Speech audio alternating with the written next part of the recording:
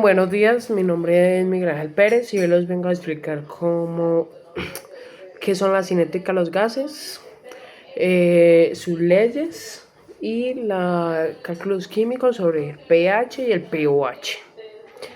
Primero voy a explicar qué son los cálculos químicos sobre el pH y el pOH.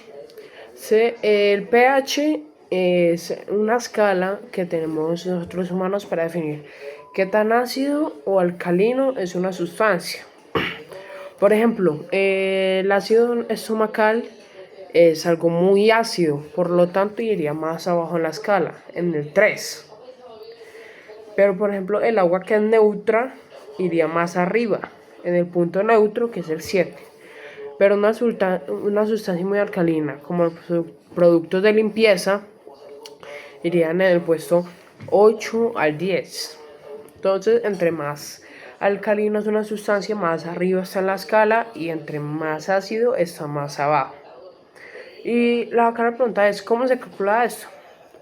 Pues el pH tiene una fórmula muy simple, que es pH es igual a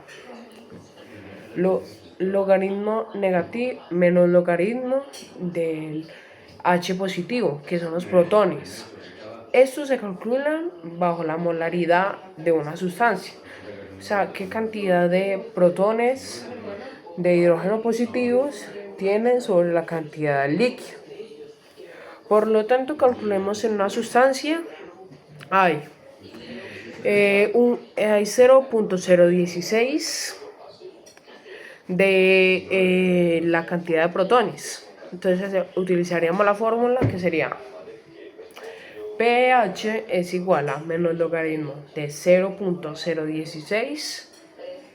Utilizamos pues la calculadora y este resultado nos daría 1.8. Entonces en la escala esta sería una sustancia muy ácida.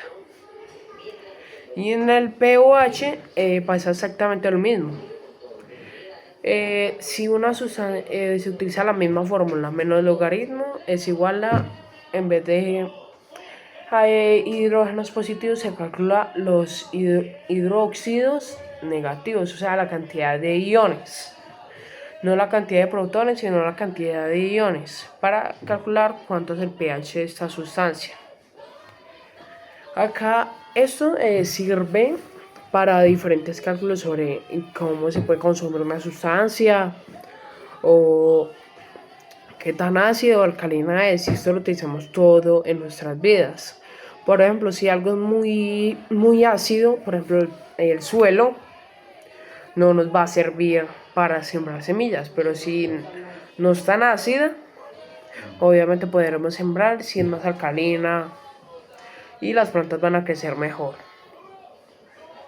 Ahora seguimos con la cinética de los gases. Ahora vamos a calcular y vamos a decir que son la cinética de los gases y las leyes que hay en eso. La primera es pensar que es un gas ideal. Los gases ideales se crearon con el objetivo de que las fórmulas fueran más sencillas y más exactas, porque sin estas los cálculos serían muy complicados y serían más complejos de hacer. Por ejemplo, si uno lanza una pelota en la vida real, para calcular la velocidad con la que se lanza y el tiempo que va a llegar, se tiene que calcular no solamente la fuerza y la velocidad, sino también factores como la fricción del aire o la manera en que se lanza, etc. En cambio, si se lanza en un punto, por ejemplo, como el vacío, se supone como que en ese espacio no hay nada de aire, la pelota sería mucho más fácil de calcular, la velocidad, el tiempo, etc. Eso mismo pasa con los gases ideales. Aquí los gases no interactúan entre sí, además que están en un punto aleatorio, entonces los cálculos serían más fáciles.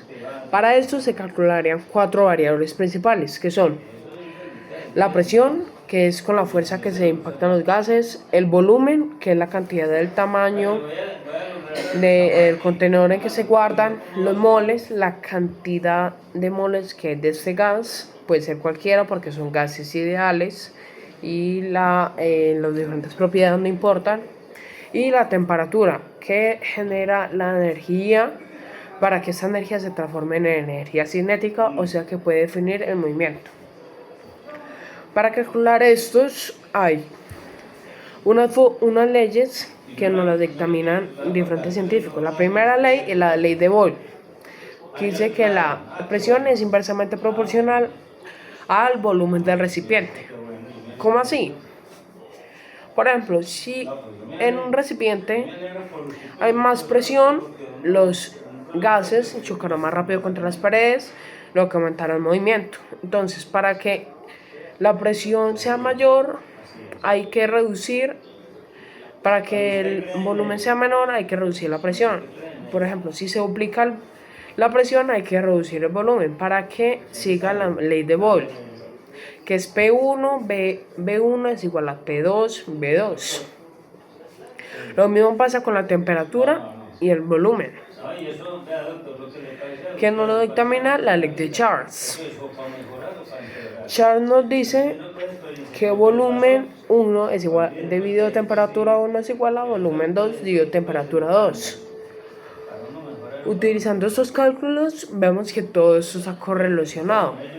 Entonces, por ejemplo, si en un recipiente se reduce el tamaño del volumen, se tiene que aumentar la presión, se tiene que disminuir la presión, pero si se aumenta el tamaño del recipiente, se tiene que aumentar la presión. Entonces son cálculos simples. También todo esto se correlaciona en una fórmula mayor, que es esta. Con esto podemos hacer diferentes cálculos, en los que podemos rellenar los huecos, por ejemplo, de los moles, que es la cantidad, de la presión, etc. Entonces vamos a hacer unos diferentes cálculos y vamos a ver cómo funcionaría eso en un simulador. Bueno, ahora en el simulador vamos a poder ver cómo funciona en realidad los gases ideales. Primero que todo, en la pantalla podemos ver las características principales que vimos, que son la temperatura, que con esto podemos ver para aumentar los moles. Acá la temperatura que hay en el volumen, que se puede aumentar o disminuir, y la presión que hay. Primero que todo, vamos a ver la ley de Boyle en este simulador. Como lo pudimos ver, si se aumenta el volumen, si se disminuye el volumen, va a aumentar la presión. Pero si se aumenta el volumen, se disminuye la presión. Esto es por la ley de Boyle, que es P1, B1 es igual a P2, B2. O sea, que si uno aumenta, el otro debe disminuir. ¿Por qué? Porque entre más partículas, más presión se aumenta. Ahora vamos a ver la ley de Charles, que como vemos, si aumentamos el calor, las partículas toman más energía cinética, y si disminuimos esto, va a aumentar mucho la presión, porque se van aumentando, y entre más moles pongamos, más presión se genera, y en algún punto, con el movimiento rápido de las partículas y con tanto calor, en algún momento va a explotar. Esto mismo funciona para, por ejemplo, una olla a presión. Si no se tiene cuidado y no se deja algún espacio para que la olla a presión funcione, o suelta la presión que tiene adentro por el gas, que en este caso sería el agua, va a terminar explotando, porque no hay un lugar que deje que expulse la presión. Entonces, si acá se deja un poco abierto, vamos a poder ver que si se deja escapar gas, la presión va a disminuir. Entonces, esto es todo. Muchas gracias por el trabajo.